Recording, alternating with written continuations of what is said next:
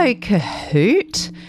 We're here with an episode today about making shiny, pretty things, or as we call them, precious, pointless things, and why that's important and why the culture will not let us understand that it's important. Yeah. And I think after you hear it, your life will be a little prettier and a little more precious and not pointless at all. And you have thought a lot more about Prada bags than you probably expected to today. Absolutely. I would agree with that. So enjoy. Hope you enjoy. Hi, I'm Martha Beck. And I'm Rowan Mangan, and this is another episode of Bewildered, the podcast for people just like you, just like me, just like Martha Beck, who are trying to figure it out. Uh-huh. Yes, Isn't indeed. It? Yeah. I see you've got a hairbrush in your hand there. Oh, did I? Yeah. Just in case? Trying to figure it out. Yeah, just in case of any emergencies. Yeah. Well, you did tell us once about your piece of hair. Oh, my God, my piece of... Okay, that's another episode. Let's just move on. All right, what you trying to figure out?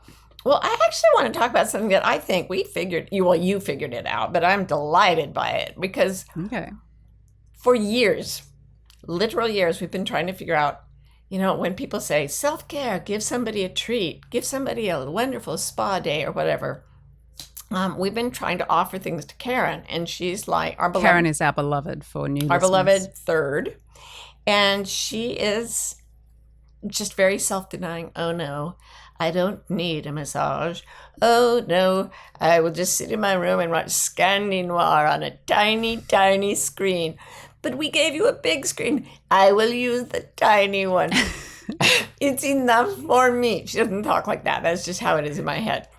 But while I was away, I had to be away for a while, you figured something out. I figured out what Karen wants. Oh my gosh. We used to have a game called What Does Karen Want? And we never got any answers. But it turns out that what Ro did was send Karen out. Wait. Yeah. Let's back up. Okay. Let's not rush this because it came to me. Yes. As I was scrolling Facebook one day. Now, Facebook is not often a place where we come to any great moments of awakening. Well, speak for yourself. You wouldn't know. I've never even been there.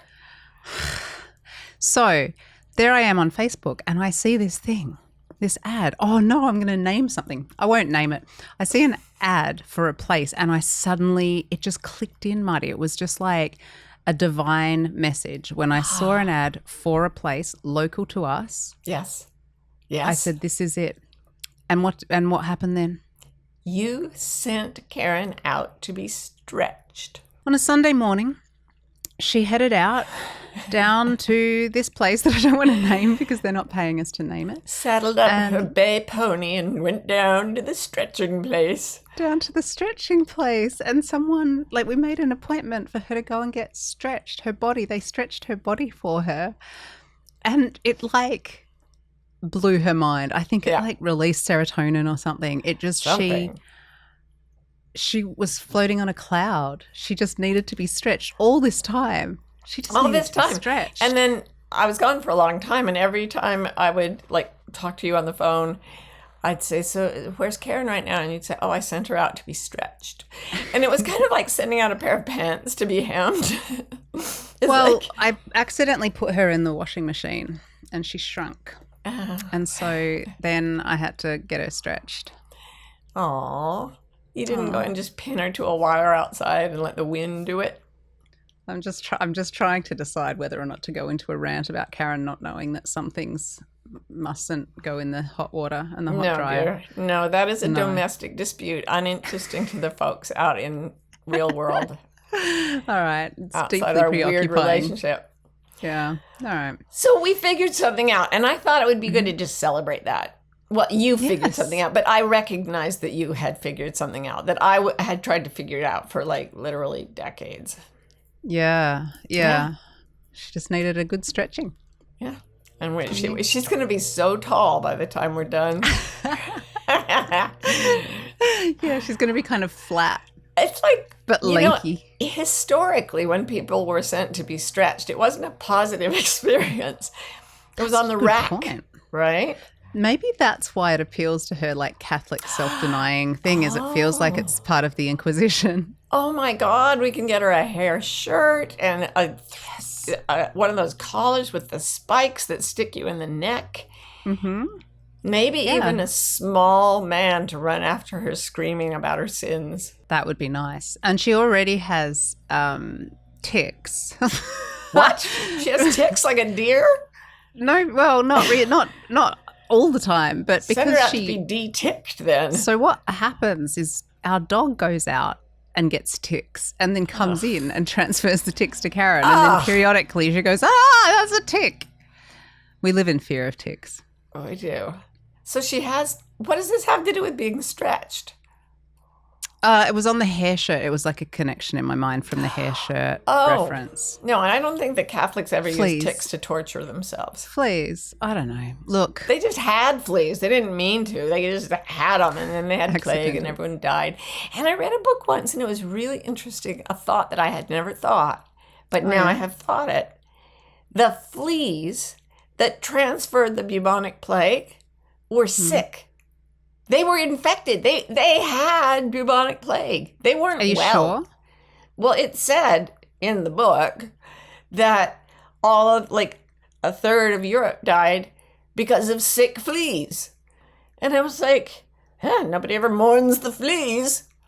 But couldn't they just be carriers? Couldn't the fleas just be I didn't write the book. I assume it was well researched. Maybe they asked the fleas. Have the bubonic plague? Isn't the bubonic plague a flea? Ticks don't have that. I wonder if ticks that have Lyme disease I say ticks? are sick. Yes. I wonder if ticks that have Lyme disease are like they have Lyme disease. And definitely the rats were probably sick because the bubonic plague came from China on the boats with the rats that had the plague. And then the fleas bit the rats and the fleas bit the people and everybody died. That's Did you know that there wasn't just a bubonic plague? There were bunches. Did you know there was also a pneumonic plague? Really? Yeah, that was more in the lungs and less in the bubons. Bubons. There's something that begins with a boob that has to do with bubo. They would grow under your armpits. And I wonder if that's where the word boobies came from. Maybe. It's disgusting, yeah. What did you just say, that there's a pneumonic plague? Well, yeah, but like with a P, not right, like a because thing that helps you remember. I thought you said mnemonic plague, which is a plague where everyone sat around memorizing shit. Oh my God, I can't stop memorizing your credit card numbers. It's a plague. A mnemonic plague. Oh dear, that's not good. Shall we get to our damn podcast? No, you have to ask me what I'm trying to figure out. Oh, shoot. What are you trying to figure out? For sure. That's what I'm trying to figure out. For sure. I'm trying to,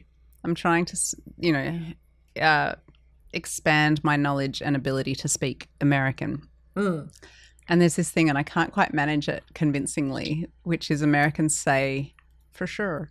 And it's just like a little tick. Oh, everything's a tick to me. A mnemonic tick. I've just got to check myself because maybe it's a message from the ticks that they're on me. It's so funny when you say that. You sound like this. For sure. For sure. And that's me trying my hardest, because if I was to say it in my native tongue, at least the translation would go for sure. Like there's just no, for sure. See, do I sound Aussie when I say for sure? For sure. No, would I get away with that? No, you sound like an American doing that thing where they go for sure, which they never say in real life. For sure. But for sure. Like you sound for sure. Yeah, for sure. It's like that funny thing that we laugh about from a TV show where there was like a movie called Rural Juror. The Rural Juror. That was 30 Rock. That was an episode of 30 Rock. I wasn't going to call it out. Oh, okay. Rural Juror. Rural Juror. But it's the same thing. It's like this weird there's no vowel sound for sure. So I've been like out practicing it in the world. It doesn't go well. Also, sound Chinese. I know. Yeah, I know, you but sound it like also a Chinese person specifically from Beijing. really. Yeah, because that's just a word of agreement in Chinese, so you hear it all the time. Sure. Okay, so say for sure. For sure. For sure. Sure. You're doing For sure. I see how hard you're working, and I love you very much. And I never even want you to lose your Aussie accent. You just did a callback, like an in-joke callback to the time when I made our friend Liz noodles that were made out of fungus. Not even a good fungus. No, it was like this weird no-carb stuff back from the keto days, and holy moly, it was nasty. Like it had a weird capacity to sort of what's that noise? It like squeaked when you bit into it. It did squeak. There was a squeaking. Nothing should really squeak when you're biting into it. Yeah.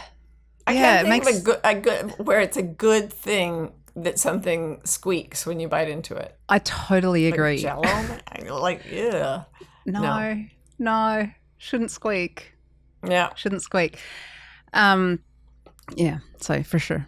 And you gave Liz, all she wanted was a simple bowl of pasta with butter to calm her and soothe her feelings. So we made her some fungus pasta, and she took a bite and she said, I love you very much. And I see how hard you worked there. And I won't be eating this. I won't be eating this.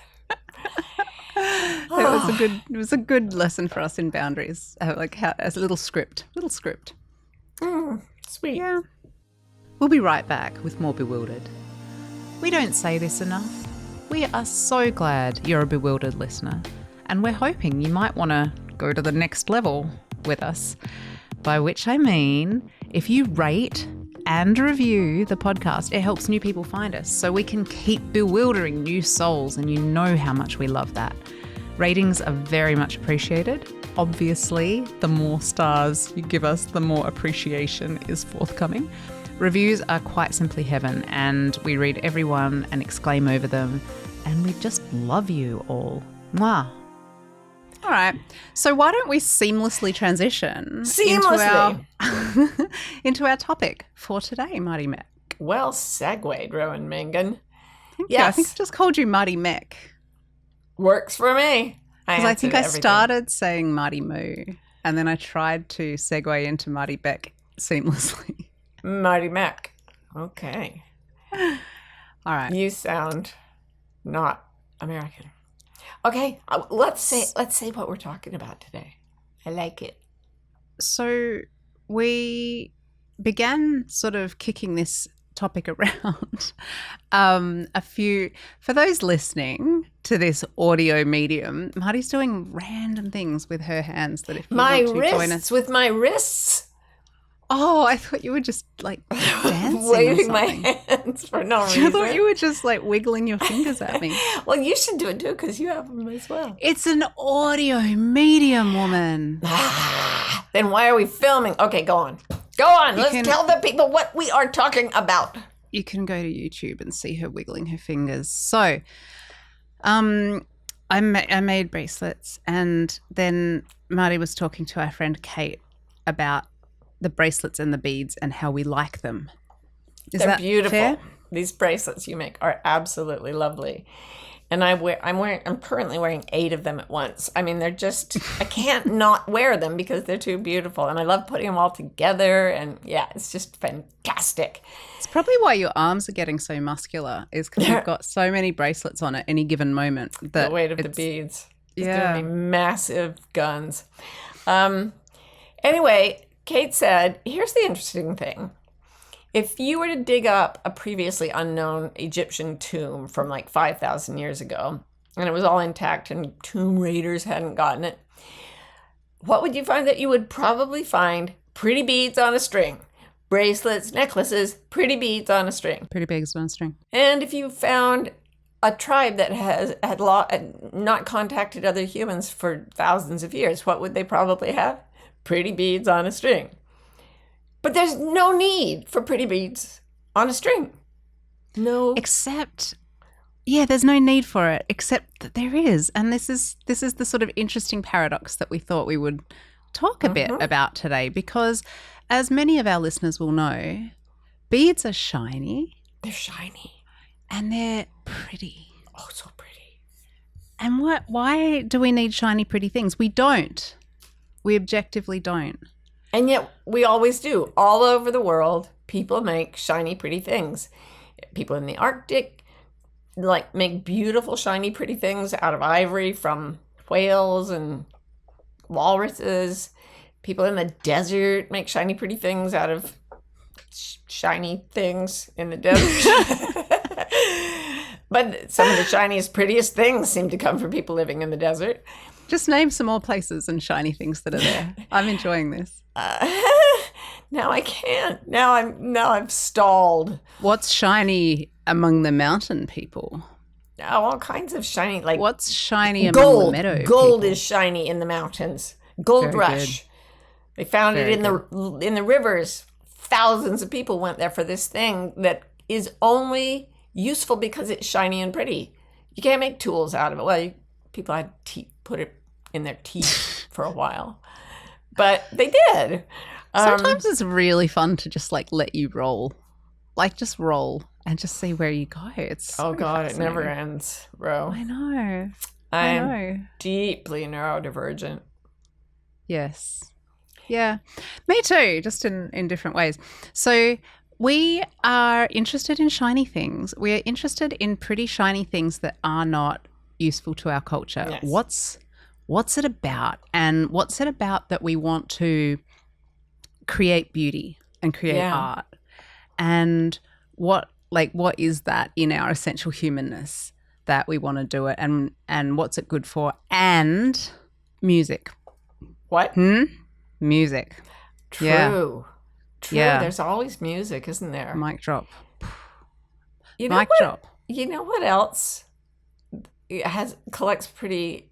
We were calling this precious and pointless. Makes music and collects beads. Birdies. Crocodiles. Birdies. Not all birdies, but a lot of birdies. There are birds that make the bowerbirds. You should know about them. They're in Australia. I do know about them. And they only some of them only get blue things. They make a whole nest that is just made out of blue things. And blue Let me things tell you about living in Australia. Okay. When you have a blue milk bottle, and then there's a little round plastic thing that's under the milk bottle that separates it out to show when you've opened it already. Right. You have to cut that plastic thing or a bowerbird will accidentally get strangled by it. Why? If it's blue. Because it's blue. Because it's blue. They really do go for blue, huh? Yeah. Because I've seen different species, they'll go for orange, or just one species, one day or one season, the bowerbird will build things only out of bright orange. And then the next year it's, black things, but shiny. And they sing too. And they're descended from the dinosaurs. Oh, here we go. All right. So, yeah, music is good, but there's no evolutionary survival value to it, right? Music and art. And it's a good point. Precious, pointless things. And all of the arts. Dancing, why is that? Why do people dance? There's no evolutionary survival value to dancing, except and bright, pretty beads and drawing pictures and singing songs, except for something in our being. Maybe it's our souls. We need them. All people seem to need them. And I think that's very cool. Yeah. I really want to drill into the pointless. This idea of precious and pointless. Yeah. And why, dancing, I don't know. Dancing, I can find a cultural point to it. But, if you're in fight or flight and you need to wiggle, you can wiggle. But you don't, there's nothing that makes you want a shiny thing. And so it genuinely That's true. doesn't do anything. In fact, you have to sit still to do it, which might get you eaten by something. That's true. And I just love, like, how pointless can it get? Like with Cuckoo, our beloved Karen, our third, our love. She, actually, I'm good at figuring out things for Karen, because I also figured out this for her, which was, I thought, what Karen needs. Well, actually, Sam Irby.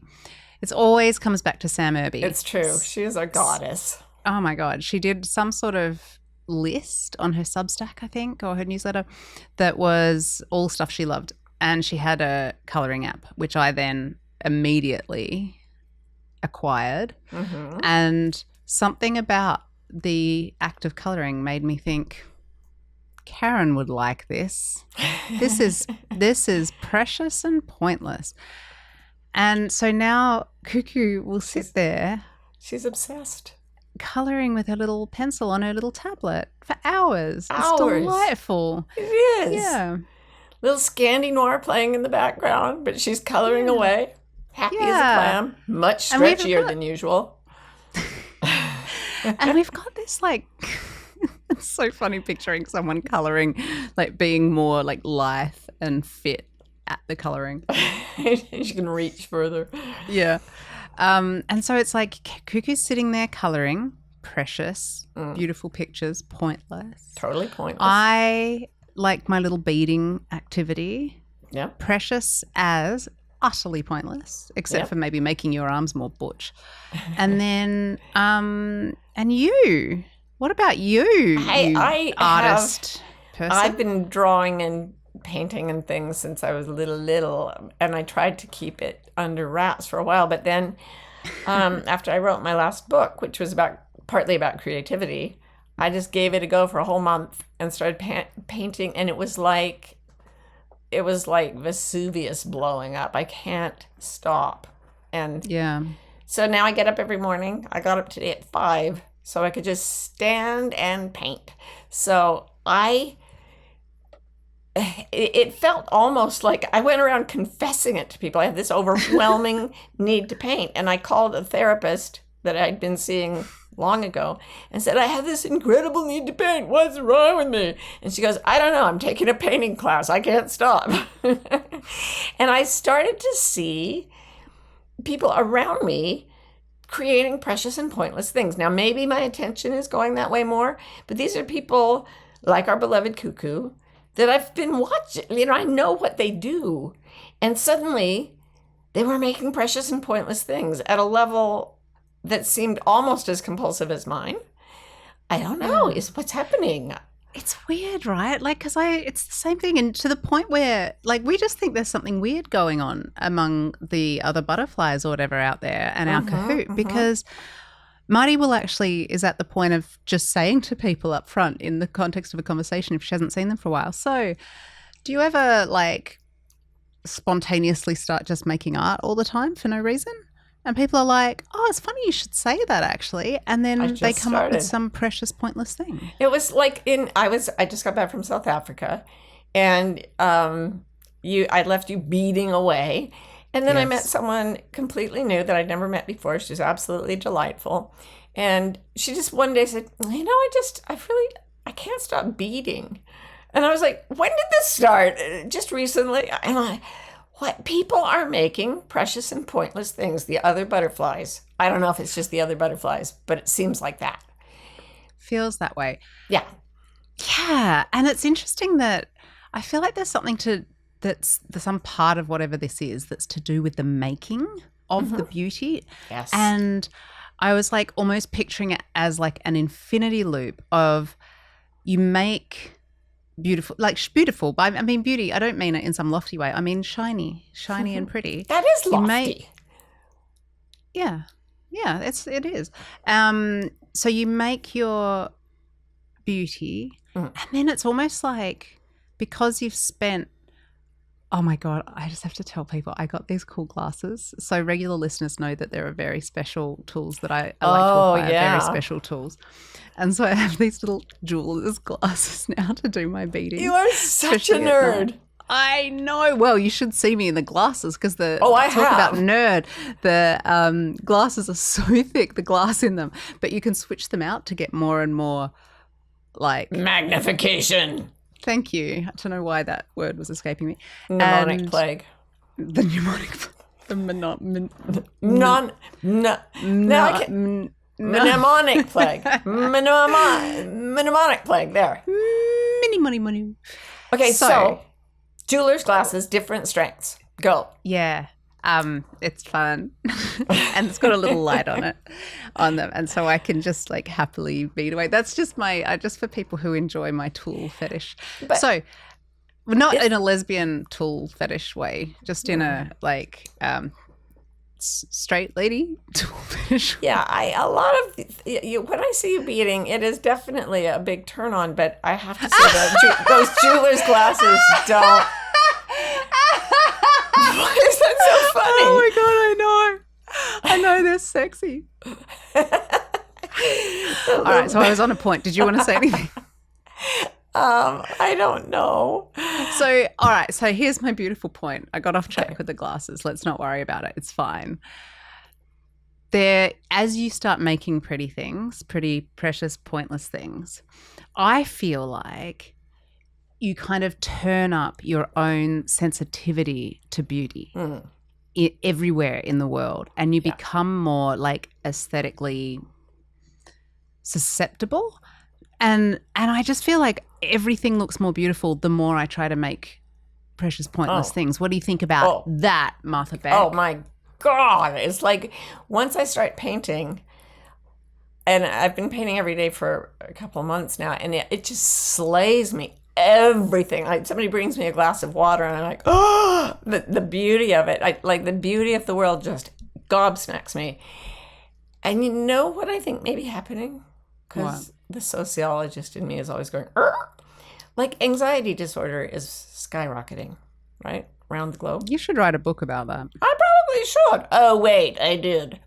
But it's hard to get anxious when you're actually making something creatively. It doesn't have to be art, but I wonder if the conditions that are creating a spike in anxiety for some people are creating a spike in creativity as a way of channeling whatever's happening away from anxiety and into something productive and beautiful.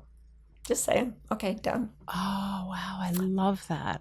So what we create, so it's almost like we're getting like our instruments are being like sharpened or our honed. Brains. You mean our brains, not your jeweler's glasses, yeah. No, I kind of mean like our superpowers. Ooh, by our instruments. Say more. So I'm just trying to decide what level of woo to let this come out at. Oh, go wooey. Wooey. Wooey. Go wooey. Go for sure. For sure, go wooey. Go wooey woey. Wooey. Go. We're all honing our instruments on our little precious, pointless things like our beads and our iPad colouring. Mm-hmm. So that our creativity is like supercharged or brought up to top capacity so that we are ready when the time comes to remake a better world. Ooh. And that time has come. It was really interesting because I always thought I'm being bad because I'm spending all this time drawing and painting. And I'm always like in my head trying to figure out how to solve a problem. And I thought, it's wasting time. It has no point. But I just went to see old friends and we talked to my older children and they're like, you seem really, really happy. Like you're really different. And here's the thing. Here was my point. It was about you being able to see beauty everywhere. Everywhere I went, I thought, why are people being so nice? Like everyone is just so lovely. People are lovely. And I was thinking about it. There was a security guard in one of the airports who threw her body out in front of a bunch of passengers and spread her arms wide and said, "You are forbidden." And I was like, oh, she's having such a bad day. And then my attention drifted on to people who were being lovely. And I think selective attention, it's going to beauty instead of anxiety. Things that make me feel anxious and mean just don't interest me, and they don't keep my attention. When I'm in a creative mode, my whole attention drifts toward whatever is most beautiful in people, in landscapes, in objects, everything. It's kind of cool to think of creativity as like a skill set, like a muscle group that gets honed and then sort of spontaneously gets applied to different things. So that me making my bracelets leads to me, like, you know, and I don't know if this is true, it hasn't happened yet, but like me creatively like thinking up a way of solving a problem or something just because I'm like engaging with, I don't know whether it's Can my I be right a hemisphere total or nerd? Oh, please. Yeah, well, that actually is a real thing when a skill learned in one place can be applied to a completely different thing, and it's called a far transfer in the brain. It only happens in the right hemisphere. It's when a totally different skill set is brought to something. You were telling me something about like spreadsheets and music earlier. Yeah. So that's a far transfer. Tell them about that. It's not exactly a far transfer, but it was a cool thing that my friend told me, that when she was watching her partner working in like Excel, I guess, or sheets or something, he was working on spreadsheets, like really complex spreadsheets and pivot tables and all of that stuff. And that she would watch him, like his back's to her and he's working away and he's adjusting this and putting this and filling the row of cells here with this formula and la la la and applying it over here. And she said it looked to me almost indistinguishable from when I see him in that position, but he's playing piano, and it just feels like the same part of him that's playing piano, you know, like a big concerto or whatever. Can you play a concerto on piano, or does everyone have to play? Yeah, you can. Yeah. And then playing with the spreadsheet was like the same thing. So yeah, that's a Yeah, good and point. in fact, like kids who play the violin are way better at math. Like that's clearly like it's like you say, it's a muscle group, and it gets highly developed in one skill, and then you learn to play the violin, and then they throw calculus at you, and you're like, ha ha, I got this covered. I always felt like I was deceived about how much math is involved in music. Like that you think you're just going to be able to play Let It Be or something, and instead you have to learn math. There is a lot of it. Like that's not why kids who I know that. I'm just saying people get deceived, and it's not right. There's a lot of math in music. So there you go. Here's what I think about the culture. Yes. I think that the culture messes with us so say that it's like innate in us that we want to make precious and pointless things because they're shiny and pretty. Yes. Then the culture says, well, but is it Versace? Are those diamonds Versace? And you say, well, it's not relevant, like what place they came out of. It's a pretty bracelet and it's made from diamonds and it's whatever. Maybe they're not even plastic, they're real diamonds, but they're not Versace. And the culture says, well, okay, they're not Versace. All right. Okay. And so you get like co-opted. You get these beautiful things co-opted by the Prada, Versace, like here's your real Prada bag for $8,000 and here's one that's exactly identical to the naked eye that is $20 on the street, and there's some value difference in those two things. And so like to me, the stuff with your painting or the bracelets or the coloring, it's like it's real. It's very concrete. Like our little brains are like shiny, pretty, right? And it becomes something really abstract in the way the culture likes to turn something that is into something that represents something else that is always like nasty and hierarchical and setting people against each other. And it always involves money. Oh, yeah. Like a Prada bag is $8,000 and a rip-off is $20, and also we will shame you, spit on you, and throw you into the street if we see that it is not an actual Prada bag. Yeah. And so I think it's like clear that the culture tries to shame us about having the real thing versus just a shiny thing that is pretty. But it was interesting because we tried to talk about this a little bit before we came on, and we disagree.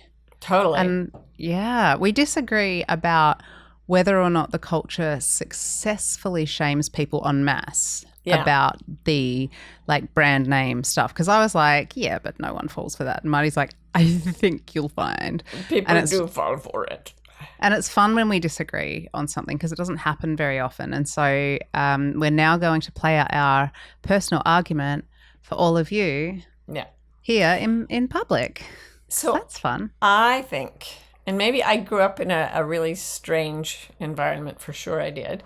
Everybody was Mormon. But another thing that was, for sure, the other thing that was very prominent in my school, all school, elementary to high school, was that if you didn't have the right brand of clothing, the shaming was, I mean, you couldn't be acceptable. You couldn't have friends. People would pull down. Teenagedom. Well, no, but it's still, it continued through. Okay, so they'd pull down the neck of your shirt to make sure it had the right tag on it, because some people, like my sisters and I, to some extent, sewed our own clothing, and that was just right out, but my sisters were so good at it that they could really mimic. But it's not good enough to have a handmade, brilliant article of clothing. It has to be from the Gap or whatever. And I think that carried right through. I mean, maybe it's because I wrote for Oprah magazine for a long time and I was sometimes around those people. But it's like, oh, if you weren't wearing the right clothes, if you didn't have the right bag, if you didn't have a nice car, if you didn't live, like, the precious and pointless things you had to own, they had to be culturally validated by some brand thing that would make it astronomically expensive. But if you didn't have that, you'd be shamed. And I think that's been endemic throughout culture. Interesting. I do agree with you about the high school thing. I think that when we're in that formative sort of time, we're trying to figure out a lot. And I can remember that Levi's 501s thing was my version of whatever yours was. And so I know that's true. Yeah, I mean, I really I don't know if you were in a pod or I was in a pod. You know what I mean? Like, I don't know where that came from, but I definitely have spent my life surrounded by people who would be quite shocked to think that, and maybe to a fault, like maybe too much. Maybe they would be as judgmental of the Prada bag as of the knockoff bag. Like, I don't know. I think you sort of went that way. I have. From teenager, you've been like, screw that, right? But which is just the same thing in its inverse. It's not different. I put to you, Sex and the City. Manolo Blahnik shoes, Jimmy Choo shoes, all the designer stuff. Everybody watched that and they were like, oh, yeah, that's what you can get if you are a local newspaper columnist in New York City. No, you can't afford that. But the whole point of the show. Rent control. Her palatial Manhattan apartment. Yeah. But, the brand of the shoe and the brand of the bag and this was extremely important, and people were around the globe were watching that and going, yeah. Around the globe. Like, this is the thing, is you're saying everyone felt that around the globe. And I'm like, I agree that the show was doing that. I just can't stomach the idea that people who can't afford Manolo Blahniks are losing sleep over it, or who choose not to spend ridiculous amounts of shoes of money on shoes.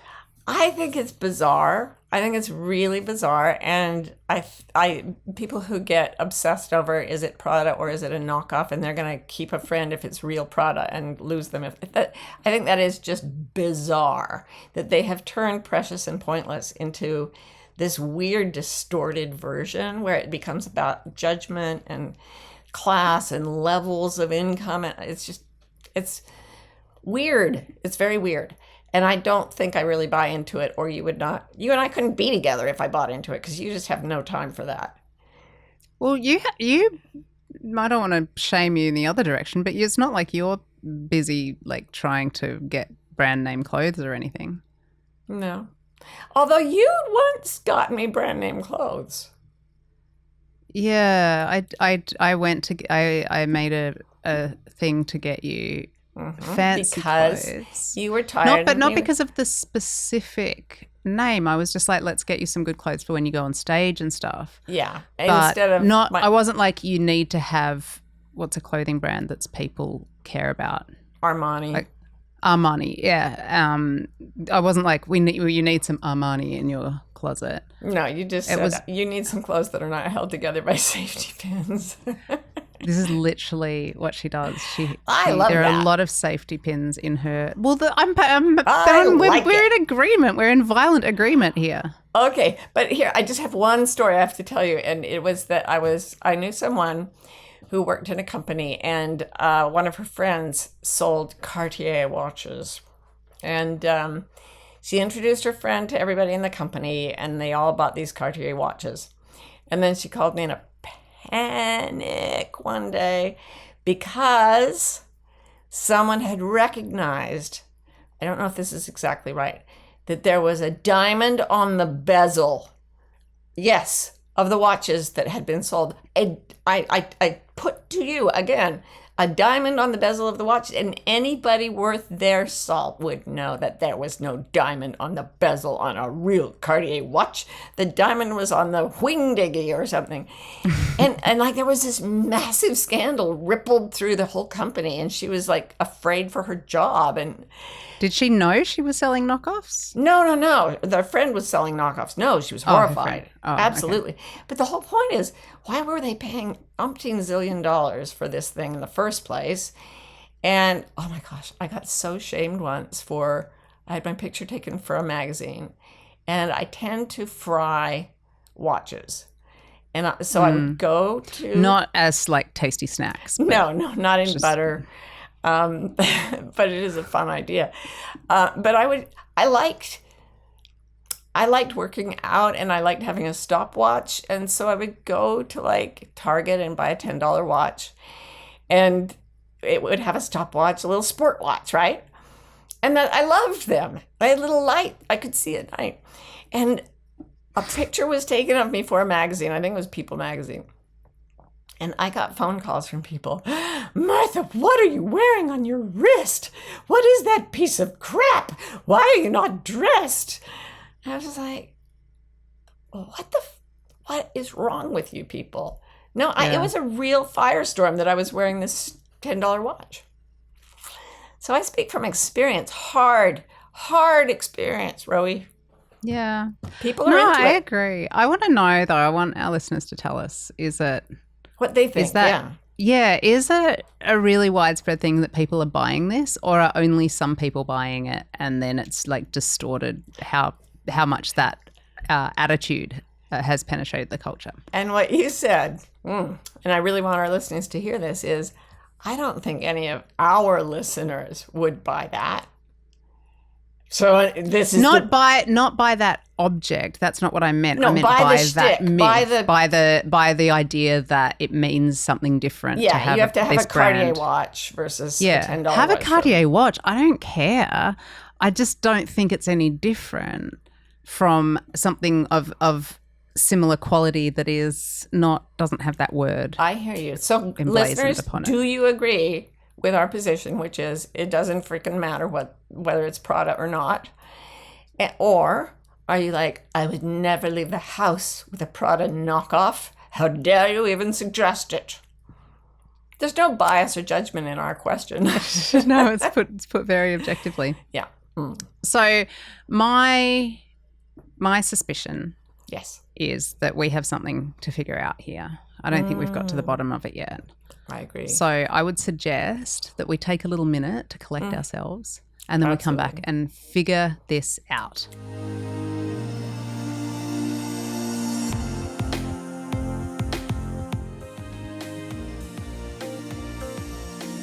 So it's time to figure it out. Yes, it is. So to me, the culture's trap here, what we're trying to figure out is that the culture's trap is to take something that's precious and pointless and try to give it a point. that's it. It must have a point. So it becomes this is Prada instead of this is shiny or this is pretty, right? This is pretty. This is shiny. This makes me happy. And I think that's the thing, is that something in us rises up when we make and use and observe precious, pointless things. And I mean, for me to start painting away like crazy at this time in my life, I've tried a lot of things that have given me a lot of joy, but I've never felt the quality of joy that I feel when I'm making precious, pointless things and then being more open to beauty. And I have to say, in my sociological way, there's a lot of data that says that people who do these artsy things that are completely pointless, except for their beauty, they are healthier, they live longer. There's no reason that we know of why they should, but they do. That's the fact of it. So making precious, pointless things, if you want to give it a point, there's a point. I don't know. Yeah. So if you need like a cultural cover story to justify to yourself or anyone else that you want to make pretty things, there it is. You'll live longer. Boom. Yeah. Done. You'll be healthier. Yeah, but try not to maybe need a cultural cover story, yeah? Yeah, because it's beauty for its own sake, it's creativity for its own sake, and learning to be okay with that is part of our learning bewildered to journey. Love it. Yeah, learning to just love beauty and creativity for their own precious and pointless sake. And that's a great way to stay wild. We hope you're enjoying Bewildered.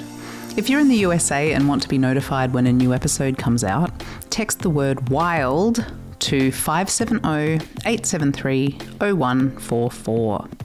We're also on Instagram. Our handle is Bewildered Podcast. You can follow us to get updates, hear funny snippets and outtakes, and chat with other fans of the show. Bewildered is produced by Scott Forster with support from the brilliant team at MBI. And remember, if you're having fun, please rate and review and stay wild.